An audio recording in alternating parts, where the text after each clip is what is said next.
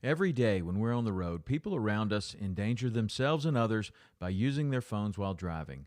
They think they're hiding it, but we've all seen them and know exactly who they are. For instance, there's a sneak-a-peeker who darts their eyes between the road and their text.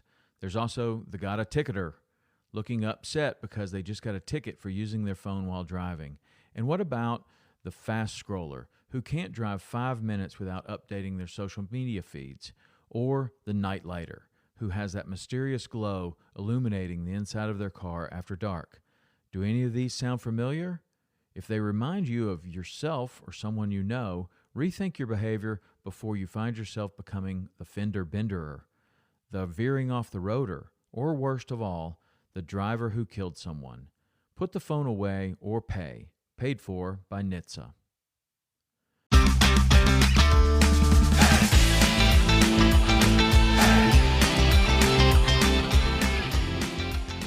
Hello and welcome to the Publicly Challenged Podcast. I'm your host, Luke Oswald, and I hope you join me on my quest for knowledge to become a better public land hunter, angler, and forager. Stick with this and who knows, maybe we will learn something together.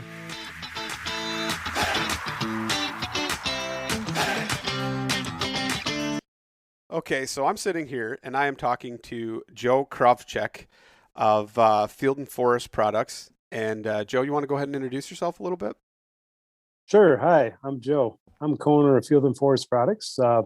My wife and I started this business way back when. I think in 1983 is when we incorporated. So we've been involved with mushroom cultivation for quite a little while now. We specialize in wood decay fungi. We do have workshops. We do some stuff with ready to fruit blocks, but we're really big on log-based cultivation. That's where our niche really lies. So let's let's go all the way back to the roots in the beginning of this. I mean, how long were you initially foraging? What got you interested in fungi? And let's talk about that a little bit. Sure. Boy, it goes way back to my youth. Being Polish, foraging is genetically linked to our inherited to ourselves. So when I was a wee bit younger, I would go foraging with my grandfather and my dad. So they would plan these foraging trips up to central Wisconsin in sand counties to look for what they were calling stumpers. Actually, they were calling them budinki because they were Poles. But, commonly stumpers, button mushrooms, honey mushrooms, those are all common names for Armillariella, and that's what we were hunting. So at an early age, I got involved in the world of foraging. It kind of lost its charm when you're in grade school, and in high school, it was like, okay, well, it's something that I did a long time ago. And then my dad appeared at one of our workshops that we were doing on forestry work, and he was mushroom hunting. And I thought, wow, that's really cool. And it all brought back those great feelings. So it's continued with me through my adult life. But we love to forage. My wife is of Polish descent, learned a lot from her dad and different mushroom varieties from him. And now it's passed down to our next generation where our kids are now into foraging. So it's a great thing to do. Yeah, no, Gets you out. That's awesome. So I got to ask you though, was that something you and your wife bonded over? Was going out and hunting mushrooms, or what? How did that all come about? Well, it was, we actually met in a plant pathology class at UWGV. And then we took mycology together. So we shared that common interest from the beginning. And then, the whole mushroom hunting thing, it's just another side trip that came along with the relationship. We both love to forage, and in our later years here, we really loved foraging while mountain biking. So we like to combine the two because it gets us out, keeps us active, and then it also gets us out there what we really like to do, and that is looking for things wild and edible. No, and cultivatable, by the way. That's yeah. one of the things too that we can't forget. When you're out there looking, there's a lot of different fungi that we think could be brought into the realm of cultivation. So we're always looking for that too. That's one thing that I find very interesting, and I don't know if you know about it at all, but it's called the Danish Morel Project. And supposedly that they are some of the first people to successfully cultivate and grow indoors black morel mushrooms, and they're doing it repeatedly, having success doing it. And it kind of makes me sad though, because it kind of takes away the allure, the mystique of the magic morel mushroom, and you see that now, and if that can be scaled on a macro scale to where everybody's doing it, it kind of loses its luster a little bit, because in the springtime, that's one of my favorite activities. I'd say I put morel hunting way over turkey hunting, and it kind of just takes it away from me a little bit and makes me a little sad that it's one day it might not be as illustrious as it once was. Yeah, there's actually quite a history behind that whole indoor cultivation thing. I can remember in 1998 visiting a facility, I want to say in Auburn, Alabama, that was growing morels even back then. However, they had some strain degeneration problems, so they were never really able to make it. But, to get back to your point about the morel maybe losing its luster if it becomes commercially cultivated, this was really summed up really well by a friend of ours, Hal Birdsall. He was with the Forest Products Lab in Madison. And at a foray, he said, the taste of the morel is in the hunt. And you know what? I agree with that. It's the first edible thing in the spring of the year. You're out there, rah, rah, rah, go, go, go. It's a treasure hunt, for one thing. And you're outside and you're looking for that first edible mushroom. Morels, yeah, they taste good. However, on my list, they're not certainly at the top, but it's the hunt that brings out that flavor. Yeah, for sure. And it's still though. I mean, to me, I don't know. It doesn't make it as cool as it once was, because if you can grow them and buy them in a store, kind of loses its appeal. But I agree with you definitely that the hunt for them will still be just as fun. So do you ever go for anything other than mushrooms out in the wild? Do you pick any type of other vegetation or anything like that? Oh boy, that was a different lifetime ago. I was doing edible plants way back when in college, but that's kind of gone by the wayside. That's been replaced by a large garden, Yeah. now more than anything. And it's a large garden that Mary Ellen takes care of. I just like to go in there and graze more than anything. That's what my kids do. They don't put in the work, but they'll sure help you eat it. Oh, you bet. Yeah. So, how did it come about then that you guys wanted to, did you start growing your own mushrooms? I mean, were you taking them from the wild and cultivating them in cultures, or how did that happen? Oh man, it's not, we really don't have that kind of Cinderella story where we were cultivating at home and this thing came up. What it was way back in the early 80s, I was working for the Wisconsin Department of Natural Resources as a field botanist. And a lot of stuff would come across my desk. And one of the things I came across was an article written by Gary Latham of the Forest Products Lab that said, "The cultivation of shiitake on natural logs, potential new industry for the U.S." So that really piqued my curiosity. So I got the article and read it. And I thought, wow, this is great. This could really turn into a small business.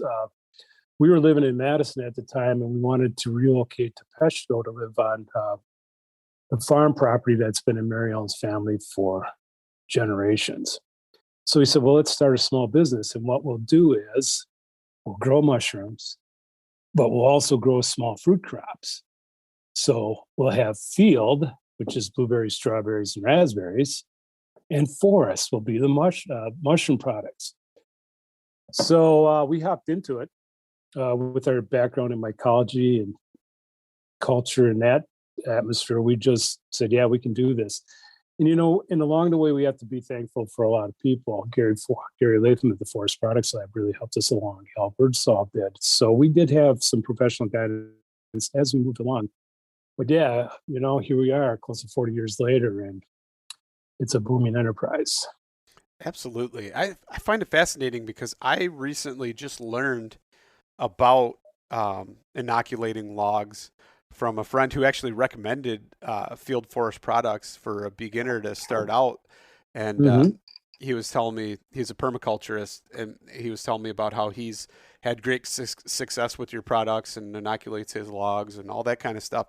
And it really just piqued my interest. And normally I'll do a little bit of research and jump head first into something without even having the full amount of research done to really even know what I'm doing. But along the way, I've called you guys a couple times and stuff and asked a few questions about, should my logs be in a certain environment for a certain amount of time? Did they get enough inoculation before the frost hit? All that kind of stuff. And it's been pretty cool to see it all happen. And mine haven't even actually fruited yet, but I'm pretty excited that, this spring/summer, I'm going to be getting some mushrooms out of those logs, hopefully.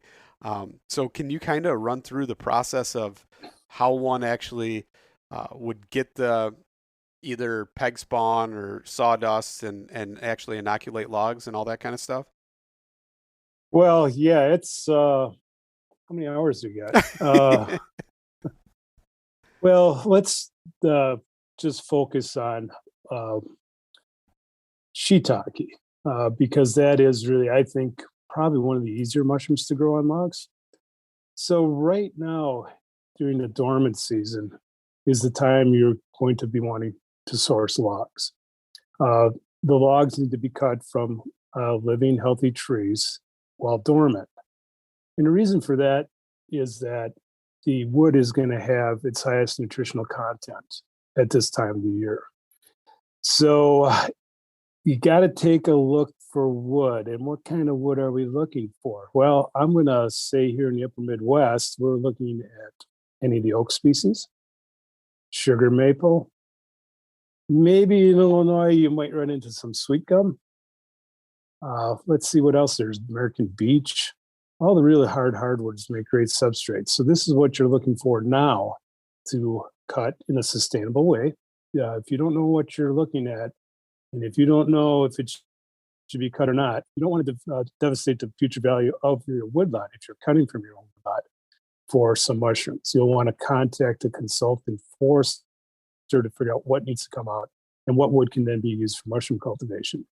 So once you get that all straightened out, wood is cut now. It needs to age for several weeks. And, the funny thing is that you go online, which is the source of all knowledge, and the recommendations are always, you got to let the wood age to let the antifungal properties leave the wood.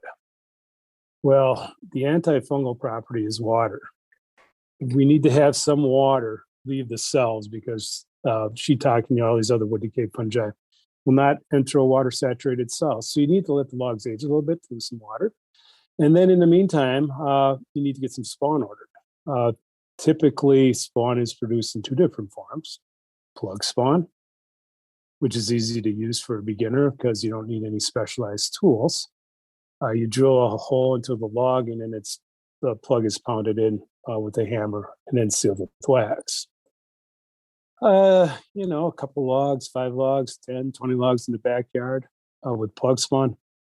Plenty of mushrooms for a family of 4. Now, if you get an inkling to do this on a larger scale, say for friends, relatives, farm markets, then sawdust spawn is the way to go. A little bit more economical, gives you a little bit faster spawn run. And here's a little known fact that the larger diameter hole that you're drilling into a log for use of sawdust spawn is going to give you initially larger mushrooms to begin with. So this is the start of the process now. This sourcing wood, sourcing and buying spawn, and then getting ready to inoculate. And that in itself is fraught with learning and a learning curve. So if you haven't done this before, keep in mind that you're going to be handling logs a lot. So protect your back. Use logs that are of a standard length and hopefully small enough diameter. Typically we're using wood that is 40 inches in length. And you say, why 40 inches? Why not 36? Well, 40 inches is just what traditionally the Japanese use in their cultivation efforts. So we just stuck with that. And we like to use wood that's easy to handle, between 3 and 5 inches in diameter. Oak, that's a great size. The sapwood to heartwood ratios are really good, and the sapwood is where all that nutrition is. So you'll want to always keep that in mind. You don't really want to use saw logs for this. Man, when someone calls me up and says, I got a log 15 inches in diameter, 8 feet long, how much spawn am I going to need? I just have to say a lot. Plug away. Let me know how much you use, because that's a lot of effort. This has really been worked out over many years, because this industry, even though it began in the US in the 80s, it had been ongoing in Japan since in World War II. So we look at wood and we look at logs as being your base for the best mushroom crop. And that base has to be wood that's going to be nutritious for the fungus and easy to handle. So what's wrong with that big log? You're thinking, well, the sapwood to heartwood ratio is really small. You take a look at the volume of it, it's mostly going to be heartwood, which is nutrient poor. Bark, the other characteristic that really controls fruiting, is going to be really thick. So yeah, it'll produce mushrooms over a long period of time. However, from an ease of handling standpoint, small diameter logs are so much easier to work with. And you'll get your yield out of them a lot quicker. Now, there's nothing saying you can't inoculate a log like that. Just be prepared for a lot of work in a long haul for it to really start going. Yeah. So one of the things I've always kind of been curious about was how do you know when the time frame is for the moisture in the log? I hear like 2 weeks, sometimes a little bit longer. Is there a period that you don't want to go beyond for the logs? Definitely. Like anything else with a biological process, there's no cookie cutter formula for this. So you have to use your power of observations, because this drying rate is going to vary from region to region. What we're always looking for is slight cracking on the butt end of the log. So if you have a piece of wood freshly cut, there's not going to be any checking on that wood. But give it a week, give it 2, maybe even 3, depending on the weather, you'll start to see small cracks emanating from the center of the log. That means it's time to inoculate. Now, if those cracks get big enough that you can slip a dime into them, you may want to consider a soak overnight in a tank of water before they're inoculated, just to rehydrate, because that means they're a little bit too dry. So as soon as you start seeing some cracking, hairline cracking emanating out from the center logs, plug away. Interesting. Nice. So if somebody prepares the logs and they're cutting now, but they don't want to inoculate until springtime when the temperatures are warmer and it'll actually start taking over the log, how do you store those logs? Well, typically what we want to do is we want to store the logs so that the moisture loss happens, but at a reduced rate. So what we'll do is typically we'll dead stack logs. Are you familiar with that term? It's like piling pulpwood or firewood that's hasn't been processed yet. We just stack it up, keep it off the ground, put it on the north side of the building. And in our area, snow typically covers them up from the time of cut to inoculation. We want to avoid exposing them to, a south or west exposure where you get a lot of direct sunlight, because that'll just dry them out too much. And also, drying by sunlight also stimulates some weed fungi problems. So put them in a protected area. If you don't have snow, cover them with some evergreen boughs, and they can sit for quite a while with that type of protection. Nice. So now I got to ask you, when you're collecting cultures or doing, how does that process work? Are you actually taking the spores and putting them into some type of media in like a petri dish and growing mycelium, or how does that work as far as collecting cultures? Well, we don't do anything with spores. Spores are too uh, genetically diverse. We're dealing with known strains, and strains are spores that have been mated and have a known quality to them. So, for instance, the biggest strain development in shiitake, for instance, happen in Japan and China because that's where the industry has been really based historically. So they have a people that are a heck of a lot smarter than me that will take spores, cross them, run the field trials out to see what they come up with. So from start to finish, it takes about 8 years for a shiitake strain to be developed with testing.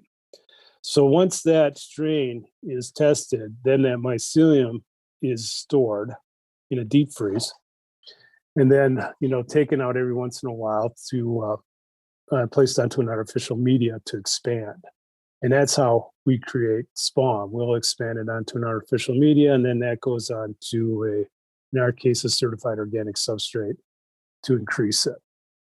So when you say artificial media, are you talking something like actually in a petri dish, or are you talking and then the substrate would be like something that's been sterilized depending on the species or variety of mushroom, whether it's like hardwood or sorghum or something like that, right? That's correct. Typically, for expansion of that artificial media is really potato dextrose agar, PDA. And then from there, that is grown and then transferred on to, for instance, rye or millet for a parent culture. And then that would be then used to inoculate a sawdust or wood or another grain-based substrate. Okay. So when you guys are doing that, like how does that process work as far as, say, somebody wants to inoculate their own substrate? Um, how does that process work? I mean, I know there's a lot of sterilization involved, but what does the sterilization actually entail? Well, there's a lot of ways to do things, but really the proper way to do it is via sterilization. And so what that means is taking a substrate, let's say, for instance, fuel pellets. Fuel pellets are really big for mushroom cultivators.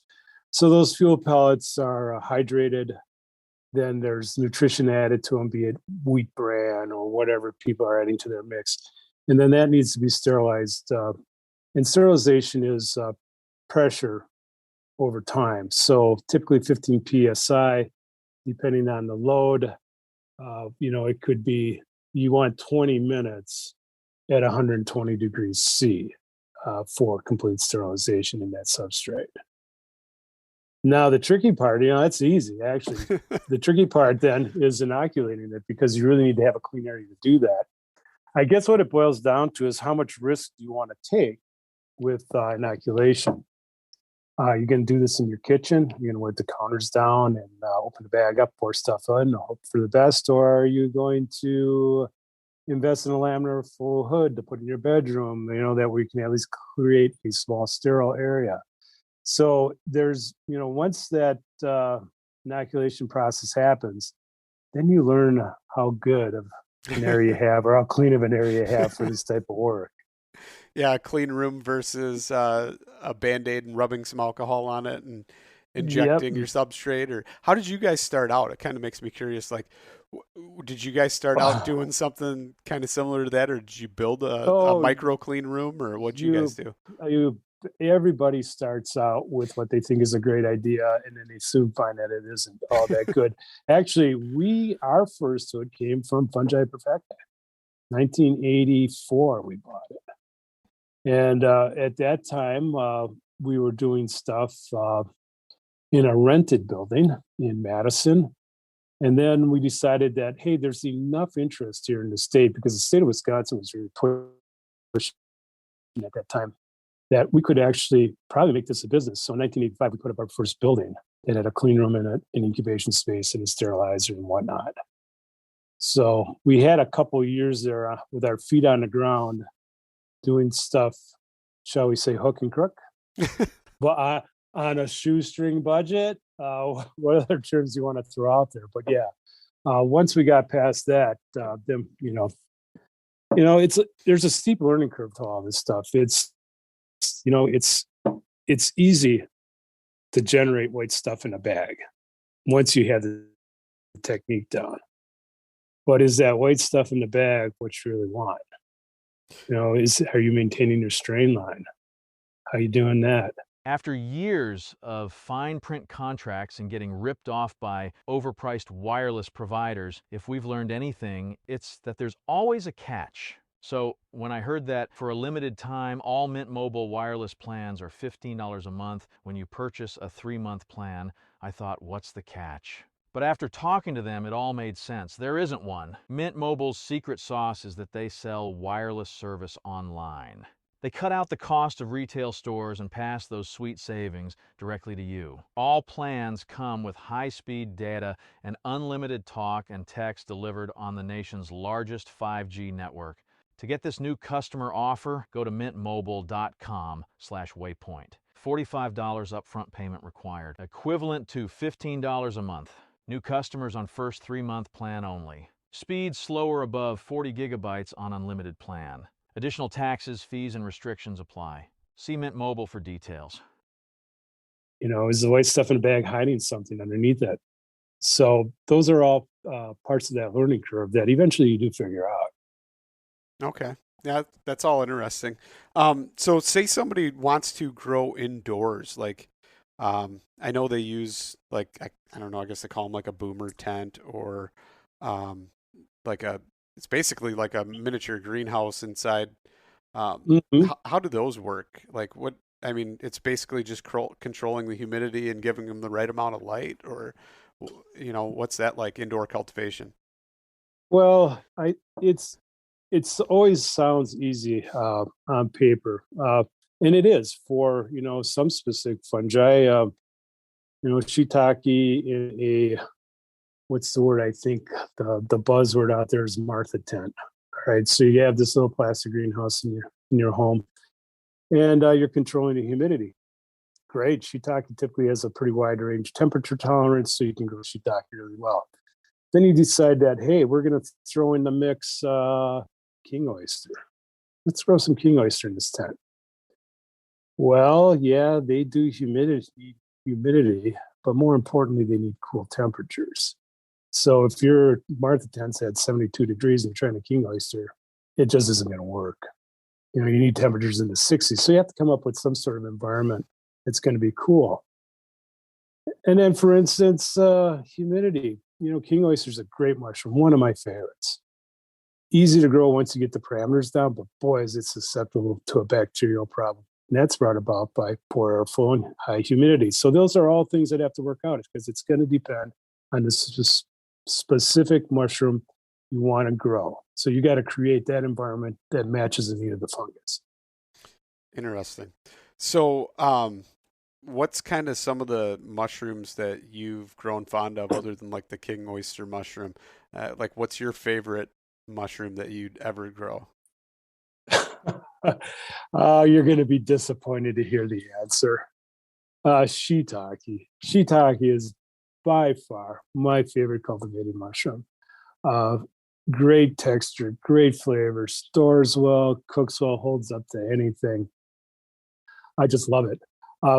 However, maitake for a wild mushroom is certainly my favorite. But taking a look at the cultivated stuff, king oysters right up there. But we just had this great experience 3 nights ago with dinner.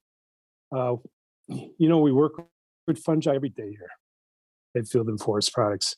But then I also live with them because we go home and we're testing kits all the time. And we do it right in our kitchen. So we went home and Mary Ellen had harvested the black pearl oyster.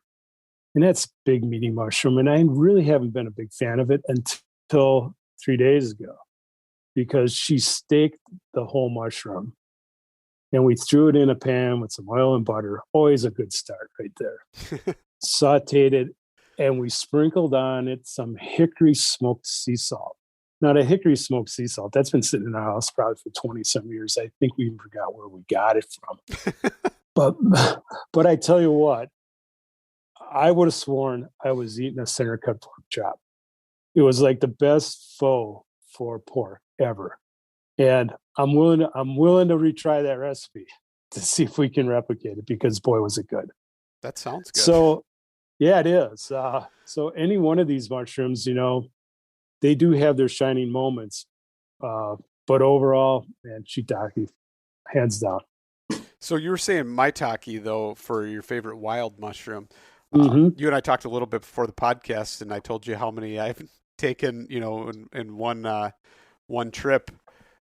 When even it didn't even matter that I didn't get a deer because I came home with so many mushrooms. But what's kind of your favorite way to cook the maitake then? I know I kind of told you what I do, but Yeah, well, my favorite way to cook maitake is really just roasting them in a hot oven. A little bit of olive oil sprinkled on, a little bit of salt, and just roast them until they got a great texture to begin with, but if you let them get a little bit dry, that texture is even better.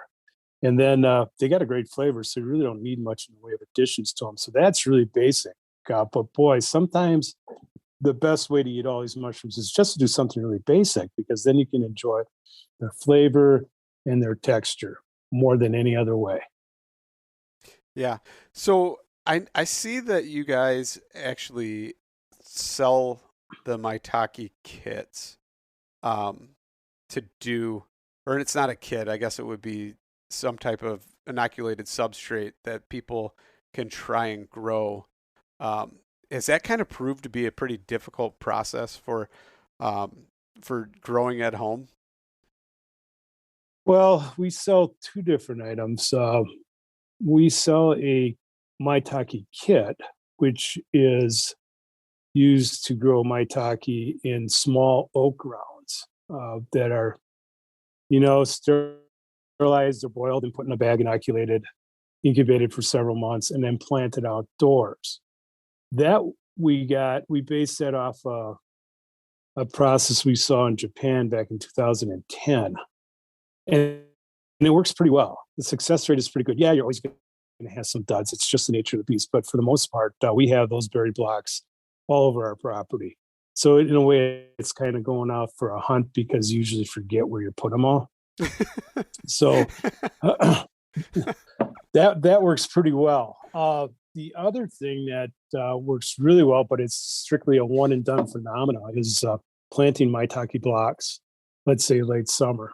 And then, we typically take them out of their bag, bury them in sawdust or wood chips so they're completely covered. And then in the fall of the year, when temperature and humidity conditions are right, they pop up through this bed.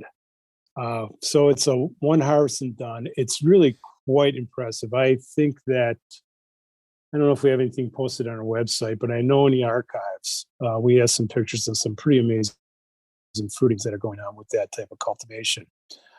It's an easy way to impress your friends too. If they don't know what's buried there, you can just come off as the expert, saying, "Hey, let's go hunt for some maitake."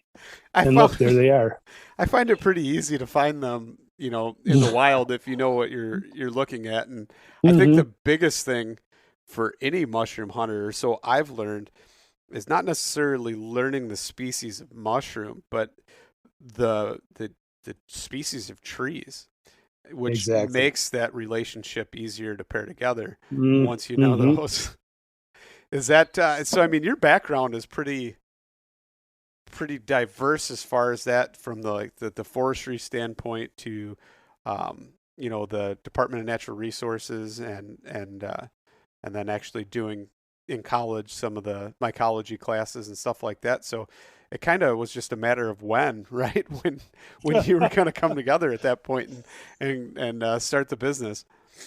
Well, it's actually been a really lifelong learning experience, because it does bring together so many disciplines. Mycology is a small part of it. You got forestry, forest management, tree identification, and then you got to know your atmospheric sciences, right, too, to figure out which way the wind is blowing from, so you can place a lanyard properly. So yeah, it's been great. We have loved every moment of it because it involves so many things. So I guess I have a question for you while we're on the subject of trees and mushrooms. Where are you finding your morels now? You don't have to tell me specifics, but under what tree species? Elms. Around here, it's elm trees. Okay. Down south a little bit further, it's the tulip poplars for sure. But Okay. in my area, the dominant or predominant area for them is definitely elm trees.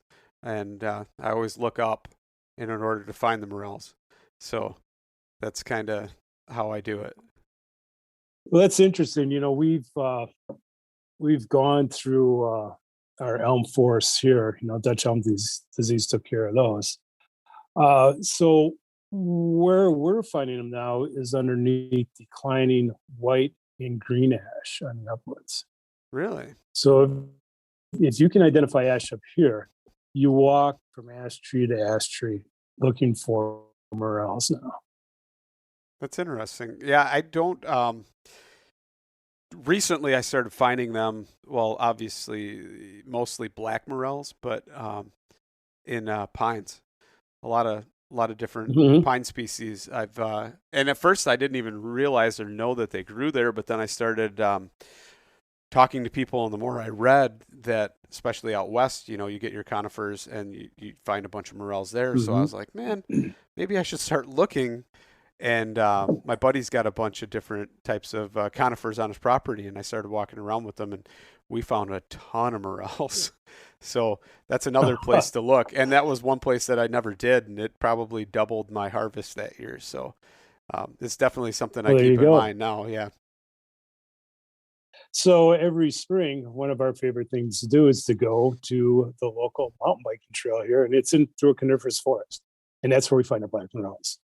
Nice. And then if you want to ride your bike up the hill into the hardwood forest where the ash is growing, that's where we'll find the whites.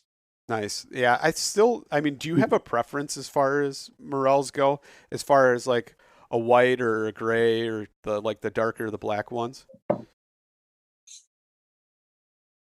Not really. My palate is not very well educated when it comes to taste and culinary differences between the morels. I've always been partial to the white ones just because they seem to be larger. There's more there. That's what I was going to say. I actually just recently came up with some stickers, and one of them it's actually a hand, and it's grabbing a morel, and it says "Pickin' Fatties," but it's because like the yellow morels or the whites, it seems like they just get so much bigger. I mean, I found them the size of like a beer can before, and that's always like a prize, especially if they're not buggy and full of a bunch of insects at that point, and they're that large. It's such a treat, and you can actually slice it up and take a whole, like a fillet almost, and put it in the pan and cook it up in some animal fat or butter. And that's by far my favorite way to cook a morel. Oh yeah, that sounds really good. One thing too is that we've been, we have not produced morel spawn in a while. And the reason being is I have to sleep at night because I really want to sell something that we know is going to work. But however, over the last 20 years, we've planted a lot of morel spawn on our property. And we're seeing morels now where we've never seen them before. But unfortunately, we can't answer the question, was this from our planting? Or is this just because the forest is changing that we're seeing morels now? We have an old apple orchard. That's morel heaven sometimes. I don't know if you ever look in old apple orchards, but boy, I tell you what, declining apple orchards are a great place for morel hunting. Yeah. One of the things that I've always been told, depending on the apple orchard, is whether or not you know the apple orchard, because they used to spray a lot of lead arsenic on the apple trees as an insecticide in order to preserve the apples. So as fungi acts as a filter for different things, it seems like it might not be a good idea depending on the area. So I don't know any apple orchards that I personally know the history of it, so I kind of stay away from them. But yeah, we're fortunate. We know this one because it's been in the family since 1917. So yeah, we know the history pretty well here. But yeah, it's one of those things that you never know. Like box elder, how many morels have you found under box elder? That turned out 2 years to be one of the hottest species for finding morels under. That's I interesting. never would have guessed it. I never would have guessed it. So it kind of reminds me of, I would always use as an indicator, because it seems like the warmest spots, the spots with the most sunlight, seem to always get the first morels. And I cut down, when I first moved into my house, I cut down a big black oak, or I'm sorry, not a black oak. It was a black walnut tree, and it was a massive black walnut. And I cut it down because it was half dead, leaning over my driveway. And I was just like, man, that would be terrible if, somebody's car was parked in the driveway and it get a gust of wind and it takes that thing down. So after I cut that down, I had my friend's dad come over with the stump grinder and grind it up. Well, it wasn't the year after, but 2 years after, it started popping up morels in that area. Only about 5 or 6 of them, but every year consistently for about 5 years until it finally just petered out. But it was amazing, and I'd use that as an indicator of when the morels were actually popping up, because that was a sunny spot in my yard. There was, no shade or cover. It was kind of interesting. Well, there's a mushroom that, in a way, will never cease to amaze me in the wild. We had a huge oak. We have oaks that predate the Great Peshtigo Fire of 1871 on our property, and as with anything that's getting old, they tend to get decrepit. So every once in a while, one has to be removed. Well, we had one dropped, and it dropped with a big thud. The base of that tree was probably 34, 36 inches in diameter. And when it landed, it put an indentation into the earth that was probably 6 inches deep, 3 feet long, 18 inches wide. And I thought, oh, great. Another thing to cover up. Well, I never got to cover it up in our lawn. And the next spring, it was solid morels, just in that one spot. It's like, okay, explain this to me, all right? And I have no explanation for it. So, I mean, I just find it interesting that other tree species, other than the ones that are commonly known, sometimes hold the morels. And I actually have found them in the early spring, looking not even necessarily for morels, but looking for pheasant backs or other things, and have found at the base of oak trees, where I also in the fall find the maitakes, and I found morels there. I mean, it's rare, but it still happens, and I always just find it fascinating that they end up in places like that. Yeah, I guess we must live in a pretty unusual space, or it's our morel spawn coming to fruition. That's where we find the bulk of the morels in our yard, is in association with oak and then with apple. That's interesting. Go figure. I don't find them too often by oaks, but I mean, it does tend to happen. So that's pretty cool though that you're doing that. And I would almost lean to believe that maybe it is your cultivation of them and trying to grow them in different spots, but you never know. Well, yeah, we'd like to believe that. So do you guys, you don't ever really sell the actual morel spawn then? Or is it something that's maybe every once in a while with a disclaimer? Yeah. We've been talking. Our mycologist has really come up with a pretty good recipe for making it consistently without having the strain degenerate. But it's one of those things that sometimes just serves as a distraction from our main business, which is wood decay fungi. So yeah, eventually we may offer it, and it may be one of those things that we say, well, we're going to sell you a bag of hope. And that is, we hope it works, and leave it go at that. Yeah, no, that's cool though, that you guys could even do it, or even do it for yourselves. That's pretty neat. So can you kind of talk about the products that you do offer and the varieties that you do offer if people wanted to go to your website and order some? Well, let's talk about log-based cultivation, which is a great place to start learning about fungi and the whole art of decay. We offer, I think, a dozen different strains of shiitake. Don't be overwhelmed by that. There's all sorts of knowledge that's available if you give us a call or ask ask a question online. But, if you haven't grown mushrooms before, you want to grow some shiitake, a wide range strain is great. Oyster mushrooms. Oh man, I don't know how different species of oyster mushrooms itself or log-based cultivation. There's a species that does well on soft hardwoods. So you got tulip, poplar, cottonwood, aspen. Boy, grow some oyster mushrooms. Lion's mane and combs tooth, two other fungi that we grow for log-based cultivation, along with sulfur shell and maitake. Those latter two require a little more diligence and work to get going. And I'm probably forgetting a bunch of other stuff. Let's see. The Foliota species. We produce Namako, which is actually one of my mushrooms that's up on the list of my favorites. It's got a great flavor, great texture, great slime to it. Chestnut, another log-grown mushroom that's in that Foliota genus, can be cultivated on wood. So it goes on, and I tend to forget more than what I remember nowadays. So we do have a great website that is chock full of information to the point where it's almost overwhelming. But fieldforest.net is where you want to go if you want any information on log-based cultivation. For substrate-based cultivation, we narrowed it down to one shiitake strain, and then king oyster, black pearl, chestnut. Gray dove. What else is there? Gray dove, the oysters, the Italian, black pearl. There's all sorts of flavors that you can grow in the oyster mushroom group, not only on sawdust, but also on straw.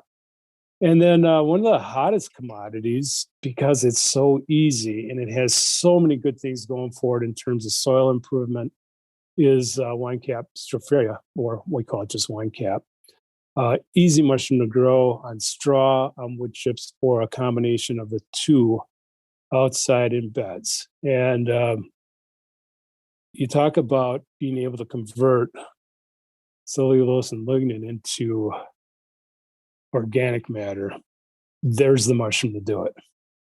It's really just if you got poor soil, you want to improve them, get some wine cap, get some straw, get some wood chips, and you're well on your way to improving your soil with it, because it does such a great job of converting that into organic matter. Another crop that we do, another spawn we do produce is almond agaricus, and that's for people that want to grow in compost, particularly in hot environments. So up here at 45 degree north, where it's snowing like there's no tomorrow, that's really typically a greenhouse crop, because we can generate the heat for it. But, you get into the southeastern United States where it seems like it's hot all the time. That's a great crop for growing outside in a composted substrate. So, yeah, we do cover a lot of stuff, a lot of different mushrooms to grow out there. And, the thing is that we have the experience of growing them. So if you ever have any questions, boy, just give us a holler. I'm glad to help you along. Nice. I got to ask you real quick about the wine cap a little bit more. You were talking about soil quality and improvement. Is that a good one to actually plant in a garden? Say you're using straw as your weed barrier or something like that. Is that something that would take hold in the straw like that in the substrate if you did multiple layers of it? Oh, you bet. That's how we first started cultivating it, was in between rows of asparagus, using straw that was inoculated and then covered up with, any wood chip for that matter. But if you can source a wood chip that it likes to decay, so much better, because you'll get more mushrooms that way. But yeah, that's ideal. That's really the ideal situation in a garden planting with straw and then a wood chip covering to help improve soil fertility. Nice. And also keep the weeds down too. Yeah, I think I'm going to maybe try and do that in my garden this year, maybe in between the tomatoes or something. I don't know if that'd be a bad idea or not, if they get too shaded out or. As long as you do it outside, it should be okay. We find that in a greenhouse environment, yeah, it works, but not nearly as well as outside. It seems that they like a little more sun than shade. So should qualify that, because otherwise people will be growing these in a cornfield. So what we find the ideal environment for us is underneath small fruit trees. Okay. Because you get sun and you get shade, and it seems to be a great combo. So yeah, take a look at that. But yeah, stuff like asparagus that doesn't have the real dense shade is also a great place to be growing wine cap. Nice. Joe, I appreciate it. And thanks for coming on and sharing today and educating me and the listeners as well. So I truly appreciate it. And thanks for coming on again. And can you, real quick, though, just tell everybody where they can find you guys and your products one more time? Okay, we're online at fieldandforest.net. Or pardon me, I said that wrong because it's 2 in the afternoon and I need another cup of coffee. That's the www.fieldforest.net. And there's only one R in forest. And also Instagram. And I don't know if you guys are on Facebook or not, but Instagram and Facebook. And we do have a Facebook group for mushroom cultivation. So we're out there on the socials if you need them.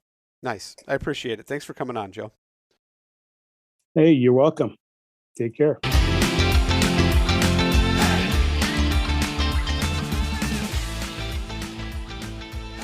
And once again, thank you so much for listening to the Publicly Challenged podcast. I hope you enjoyed the show, and if you did, please subscribe on whatever platform it is you're listening to. Also, if you could leave a review, that would help us out. And you can check us out on Instagram or at publiclychallenged.com. And once again, thank you so much for listening to the show.